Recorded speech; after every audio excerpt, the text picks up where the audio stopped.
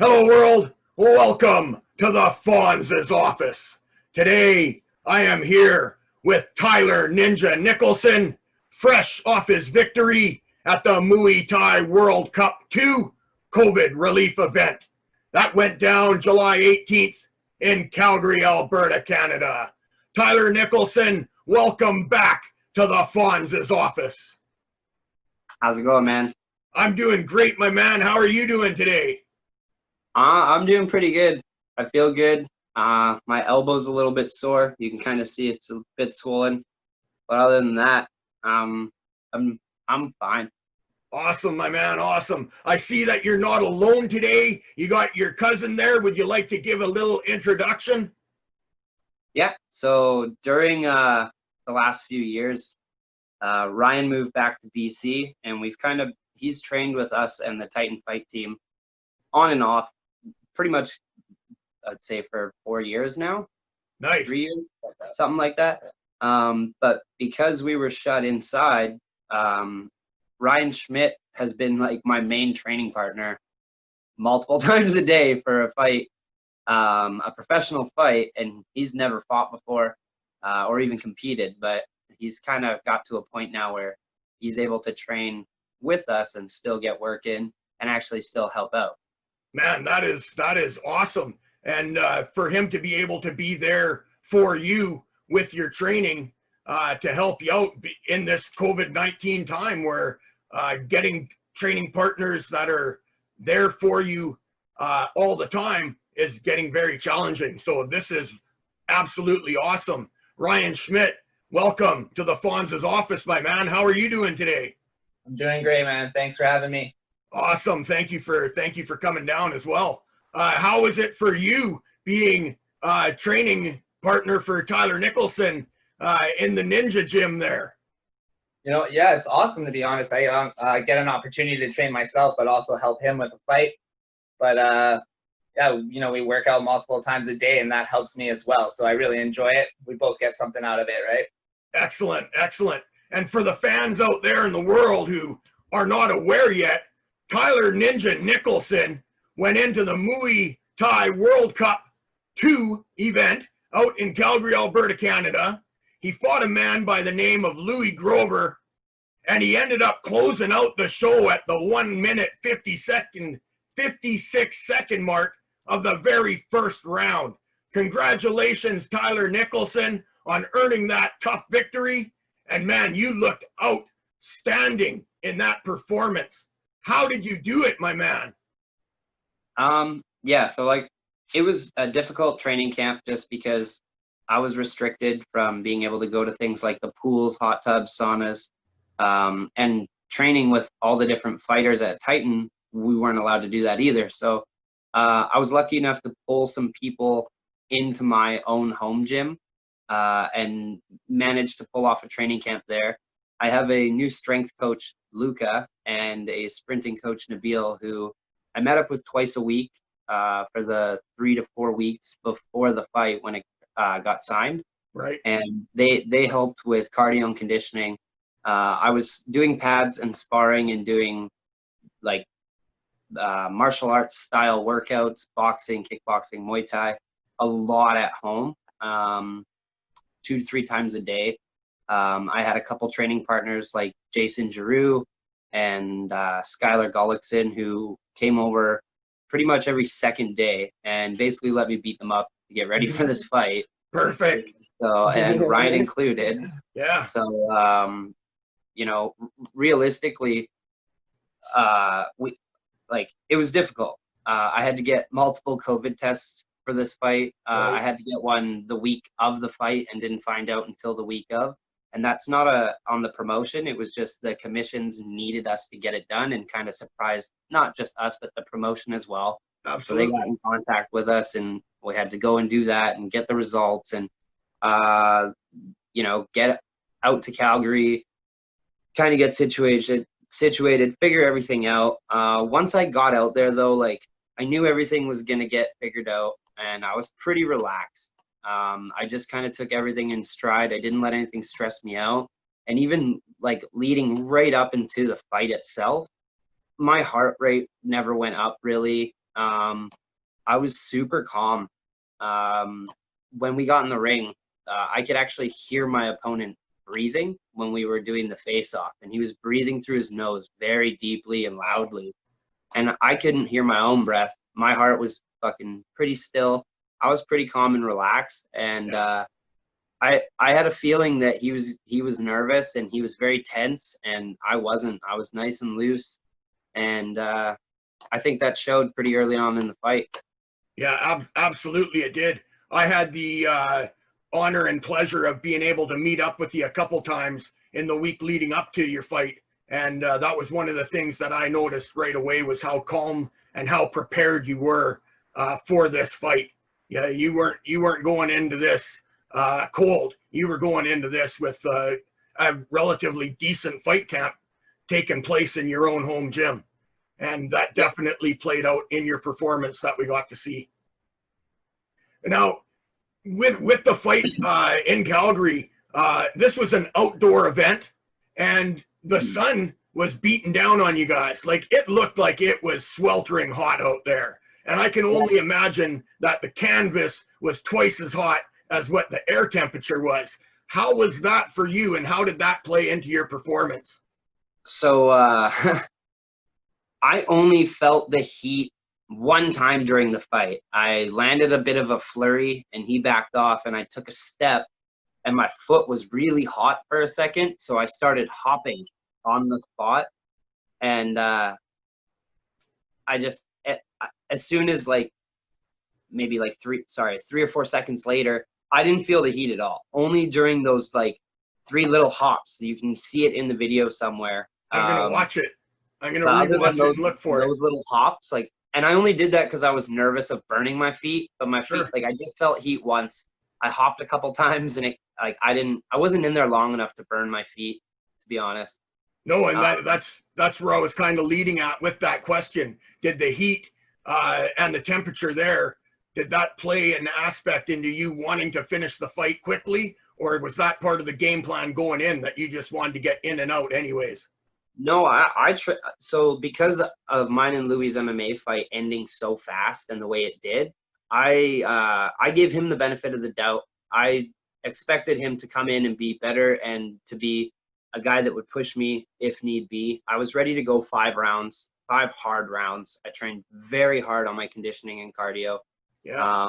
There was a point during training camp where I did 16 rounds straight with 15-second breaks in between 16 3-minute rounds. Nice. And only had 15-second breaks in between all of them.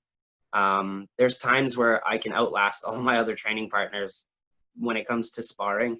Not necessarily running or sprinting yet, but I was ready to go and fight hard the whole time. When I landed the first front kick to the face, I seen his eyes change, and I knew that I could finish the fight. It was just a matter of putting my shots together. I didn't want to hit him get rocked and then run in and get hit with something, or run into an elbow, or lose my cool and just not look professional. The whole point of this fight was to go in to make a statement for the promotion, but also to make a statement for my coaches and teammates, to show them I may have had kind of a downward spiral in my MMA career, but I don't give up. I'm still dedicated. And I believe that the next time I fight in MMA, the same realization and the same type of performance is going to come. People are going to realize I'm not messing around. For the first time in my entire fight career, I'm now taking the necessary steps that a lot of other guys did that I kind of refused to. I don't like lifting weights. I don't like running. I don't like doing a lot of this stuff, but I'm now doing it. After my fight in Thailand, when I went into the back, I made a decision, and I fought a big, strong dude out there, man. The guy had 40 pounds on me. Right. And that was a surprise to you, if I'm not mistaken. They sprung that on you. Yeah, I was 2 fights away when I seen the guy I was fighting. The guy was a monster. It was it was ridiculous. Yeah, we were making jokes about how him and Keenan Keller should be fighting. Yeah, not me. I heard those jokes too, and that's a very appropriate assessment as well. Yeah. So Ryan, you were in Thailand with Tylor as well, am I correct? Yeah, I was with them through Southeast Asia, so I saw that fight, and it was the same for us. Like, we were throughout the whole process of him training, we were expecting the guy to be, roughly the same size, and we're in Thailand, so we understand, like it's a little bit off sometimes. Yes. But that dude was like a monster, man. It was ridiculous. It was Wow. yeah. What did you A think? good analogy is to like Keenan, right? Like he was Right. literally that size. Yeah. Was this the first time that you've made it over to Thailand? Yeah, that was my first time as well. Yeah. What did you think of their different style that they do over there for teaching genuine Thai? Oh, it's definitely different. I didn't go obviously as much as Tylor did, but I did go in Thailand with him. And there was another buddy, Robbie, who was out there as well. He fights. I don't know if you know him, but yeah, I went with them, and it's a totally different experience the way they train and everything about it. But it was still fun, and it was really cool. Awesome. And that whole experience out there, the genuine Thai fighting and Thai training, that definitely it appeared to me that came across also in this fight of yours, Tylor, last weekend. And I saw some pure Thai form out of you in that fight. That keep kick was absolutely beautiful. I'd like to comment on that, because that was a thing of beauty, man. Thank you. So for me, it's hard to explain. Like, I went out to Thailand, we were in Asia, and when we got to Thailand, and I started training out there, for me, it was more repetition of stuff I've already done at home over and over and over. But the difference is like, people in Canada complain about a lot. There's like, you're sick or you're hurt or this and that. And I've been one of them many times. But out there, there's no complaints. There's no talking back. Like, being a foreigner, they already expect you to give up during training at some point. So I kind of went with the mentality of like, I got to prove to these guys that I'm not just some like whiner from Canada that wants to come and be a tourist. Like, I really want to fight. And I wanted to show them that like I was dedicated and could do their style of fighting. So I trained completely as like a noob in a sense. I went in, said, yes, sir. Just did what I was told. And it's a lot of repetition training. So you're doing 5 rounds of kicking on the bag, 5 rounds of conditioning, like workouts, 5 rounds of pads, 5 rounds of teeps only, 5 rounds of punches only on the tires. And then you do like 5 straight rounds of clinching, like 5-minute rounds clinching nonstop with these guys. And like I was able to hold my own in the gym. You know what I mean? I'm not a Thai, so like there was times where the little dudes were throwing me around just like everyone. Yeah. But I understand their style of fighting, and I'm a fighter who luckily is able to switch up the way that I fight. I can kickbox, I can box, I can do MMA, and I can do Muay Thai, and they're all different sports. And a lot of people think, oh, well, it's all fighting, but there is a certain way of doing each different sport and having success in them. I agree. One thing that I thought was cool about that, not even just Thailand, but the Asia trip, though, is he trained hard in every country, which was like, so like Malaysia, Singapore, like Indonesia, really hard in Indonesia, like all over the place, right? Lots of different, he had got a lot of training, and I think that experience, Vietnam, Wow. That experience, bringing that experience back, I think was probably huge. Absolutely.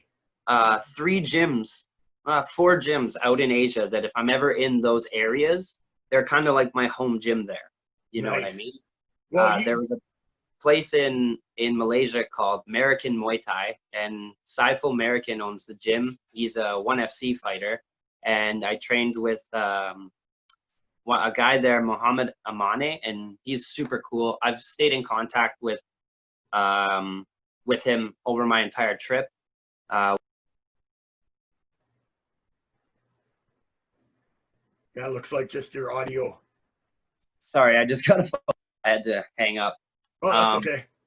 So when we were in Indonesia, in Bali, I trained at a gym called Fight Right Muay Thai. And that's kind of like my new family out there, in a sense. I trained there, I'd say the most, to be honest, over like the longest period of time.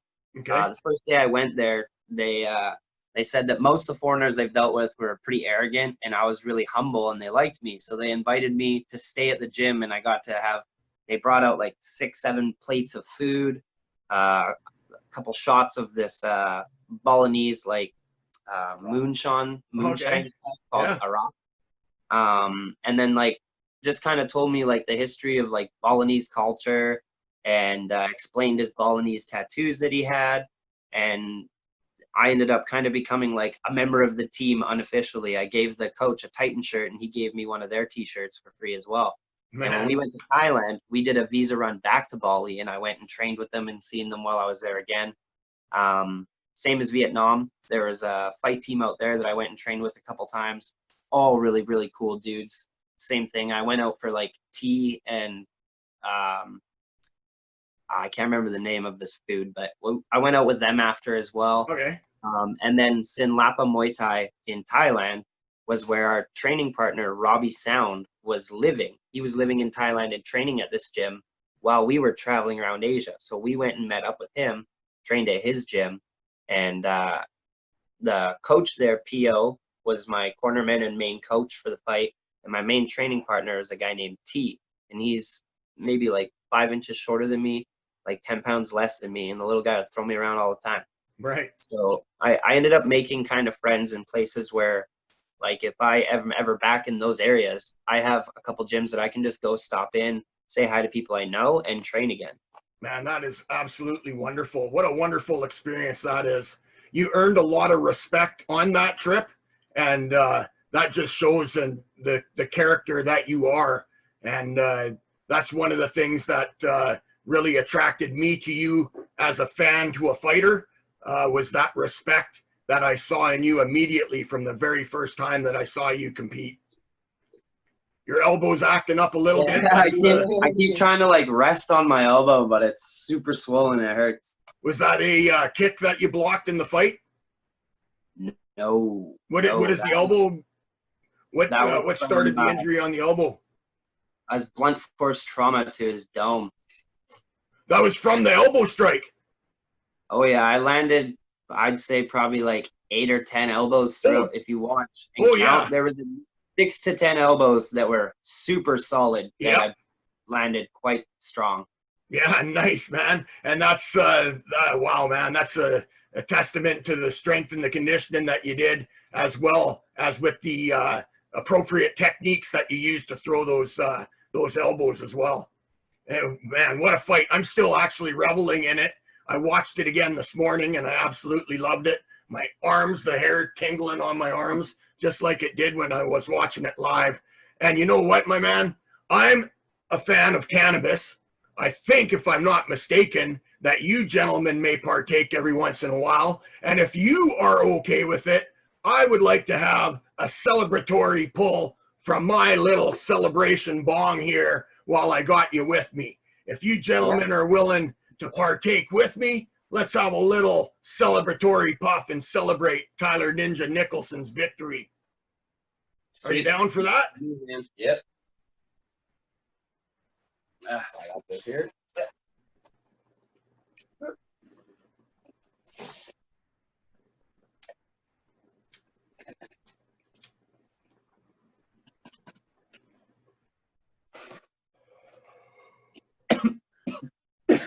Oh, yeah. Congratulations to Tylor Ninja Nicholson on the victory at the Muay Thai World Cup COVID relief event. Now, my man, you had mentioned a few different disciplines that you compete in. One of those disciplines that I... One sec, quickly. I kind of gave credit to all these other gyms and all these coaches and everything, but I don't want to leave out the fact that when it comes down to it, everything I did on Saturday is stuff that I've trained and practiced with Ken Tran, the head striking coach at Titan Training Center, over the last few years. I actually went and watched a couple of my other fights, and if you look, all of the cool strikes and all the techniques that I did, I've thrown in other fights, in MMA fights that were harder to land because of grappling factors, stuff like that. In my amateur Muay Thai fights, I just wasn't allowed to knee people in the face and land elbows. Right. But even in MMA fights, like I said, this is stuff I've been doing for a while. The only difference was I've been training differently since I fought in Thailand, right? I fought January 30th, I believe it was. Yeah, January 30th. January, yeah. And I've been training very differently ever since then. I'm a lot stronger. I'm a lot faster. I've been doing my stretching that I used to a few years back that I kind of had gotten out of. My diet is on point. I've been taking, it's not like I take a truckload of supplements, but I actually have been taking different vitamins and a couple extra supplements that are helping. Okay. Just protein, glutamine, stuff your body actually needs. You know what I mean? So Yeah. I'm taking the fighting a lot more serious. And again, part of this was to show my coaches that even though I have had time off from the gym, I've been in Asia and all this stuff, like I'm training very serious. And as far as MMA goes, I'm definitely looking to make a comeback and make a big statement in my next fight. But like I said, when it comes down to it, the credit, like, for my fighting really goes to my coaches and the training programs that we have at Titan MMA, now Titan Training Center. Awesome. Excellent. Yeah, they both, Ken and Nabil, they're wonderful human beings, and they're definitely looking out for you and your career and making sure that you are appropriately trained with that high level training that they can provide for you. And I see a lot of big things down the pipe for you in your future, my man. And I love this rejuvenated attitude from you with that more professional driven background coming out now. And yeah, I'm really excited for what's laying ahead for you. I'm a little bit older now, so I also don't have as much time to mess around. Ain't that the truth, man. I hear you there. Now, what I was leading to there was you're obviously going to keep competing in Muay Thai and kickboxing, boxing, MMA, but there's one discipline that I didn't hear you mention. It happens to be a new discipline, an old discipline come new again, that's sprung back up onto the scene, and that is something called bare knuckle boxing. Is there any interest from you in competing in bare knuckle boxing? Yeah, actually, one of the reasons why I got into fighting was, like, as a kid, I did get into a couple street fights, and I was pretty lucky to not really get hurt or anything growing up in these street fights. So, but one thing that's always kind of like kept me going is the fact that I got really, really, really big, sharp knuckles. Yes. They actually protrude quite far off my hand, and I've never hurt my hands. And when I did get into street fights, my hands have only gotten tougher from hitting the bag and all the sparring and all that kind of stuff. So, Right. I mean, even if it was only a one-off and I didn't get, like, if it doesn't go farther, I would at least want to do one, just to say I did it. Right. Well, I'm here for you on that, man. I support you 100% with that. If there's anything that I can do to help you get yourself a bare knuckle fight, man, I am absolutely down for that. I know that there's a few promoters. We got a promotion in Canada. The Fight Night Corporation has their own brand now, Canadian Bare Knuckle Boxing. They've had some fights on a couple cards now. They're making a big statement here in Canada. I've got some friends down in the States as well. I got some connections there. There's another brand down there, BYB Extreme. Hello? There's an organization here in Canada, Fight Night Corporation. They have their own brand of bare knuckle called Canadian Bare Knuckle Boxing. They've put on a few events so far that have had bare knuckle bouts on it. As well as I've got some friends down in the States as well with a few different organizations. But there is one organization down there that I believe that you, Tylor Ninja Nicholson, would be perfect for. And that's an organization that's ran by Dada 5000, and it's called BYB Extreme. Those guys there are absolutely awesome. I'm going to put your name in with them because they got a card. They're out of Miami, Florida now. They put their events on at the Hard Rock there, at the Hard Rock Hotel. So, man, if I could get you onto one of their cards, they've got an amazing 135-pound division. Is 135 pounds a little light for you to fight bare knuckle? No, I mean, when it comes down to it, that's technically my preferred weight. This last fight was at 140 pounds, which I had a lot of boxing fights at 140, and you know, it's just a bit easier to cut to 40 than it is 35. But Excellent. 35's, like I said, it's a weight class where you can win belts in. So I don't really like fighting at catch weights as much.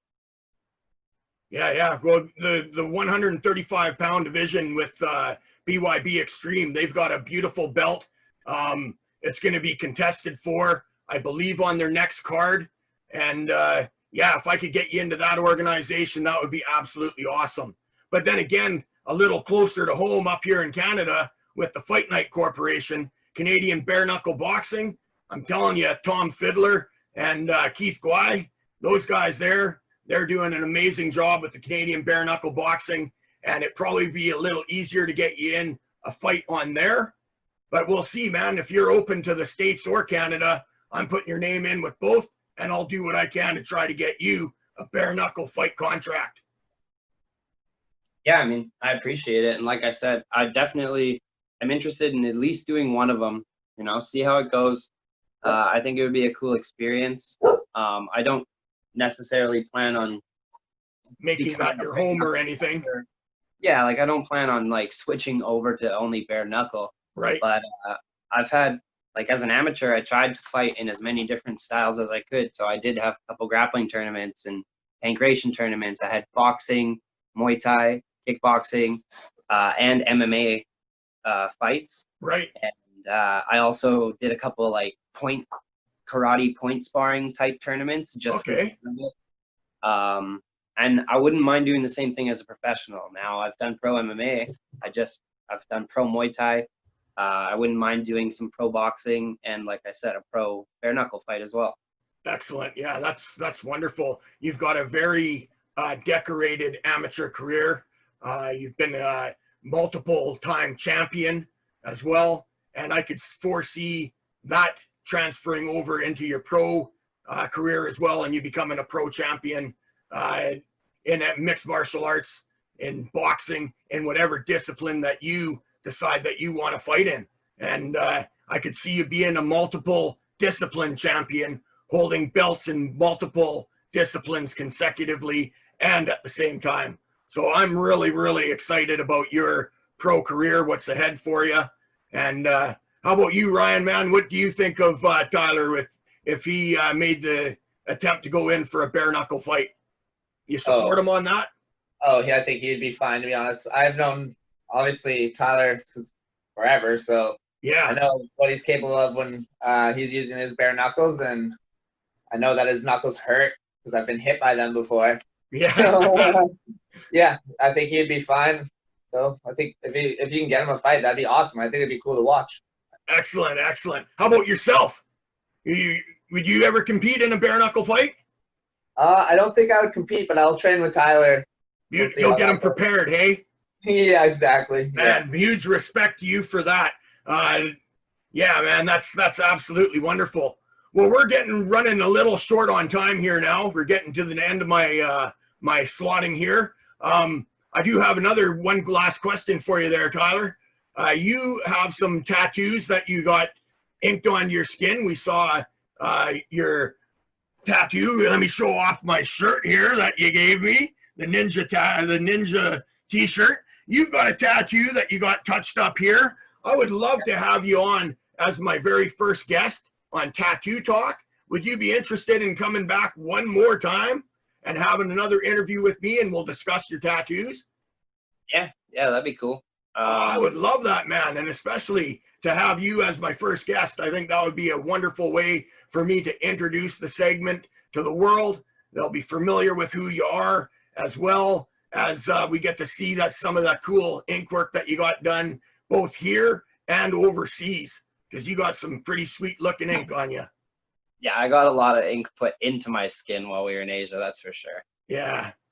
Well, Tylor, Ryan, I really appreciate you gentlemen taking some time out of your day to allow me to do this interview with you, gentlemen. And if you have anyone else that you would like to throw a shout out to or anything, now's your opportunity. Yeah, so obviously all my training partners, Keenan Keller came out to Alberta and made the trip and did a great job helping and cornering and getting me ready for the fight. I really appreciate that.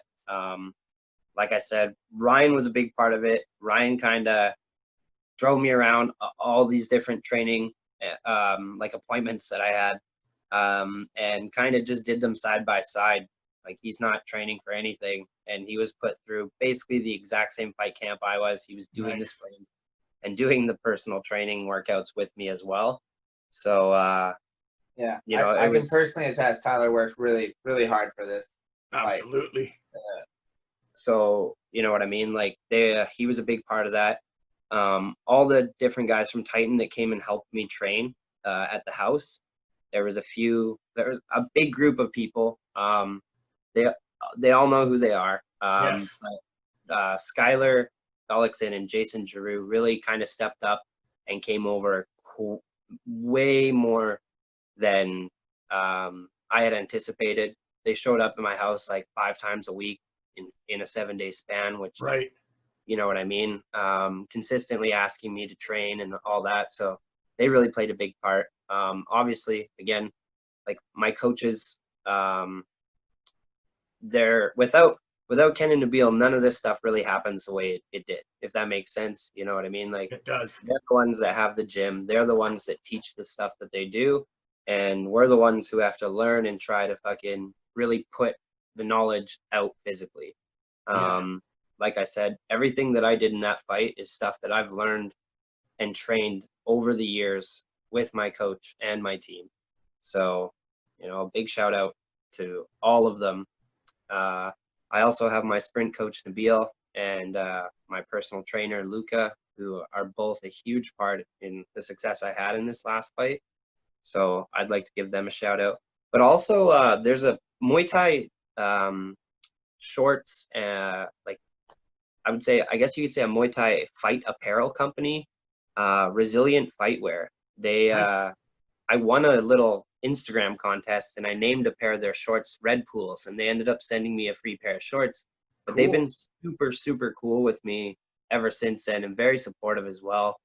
They've stayed in contact and reposted a lot of the stuff that I've put online, and shown me nothing but like kindness and support. So I just like to kind of give them a shout out. They're actually the most comfortable Thai shorts that I own, and I have like quite a few popular different brands. So I was quite impressed with these shorts. Awesome. I just, to reward myself for the fight, I made an order of a few pairs and some anklets as well. And I can't wait for them to show up. Like I said, I'll be showing it to everyone and showing them off as soon as it comes. But I definitely recommend them, and I recommend people go on Instagram and check them out as well. Perfect. We will have the information and the links in the letter body of this interview. And all you fans out there in the world, you can go check them out as well. So Tylor Ninja Nicholson and Ryan Schmidt, one more time, I really appreciate you making some space and time in your day for me to fit in this interview with you, gentlemen. It's time for us to sign out today. So with that all said, I am the super fan. He is Tylor Ninja Nicholson, and he is Ryan Schmidt, and we are signing out from the Fonz's office.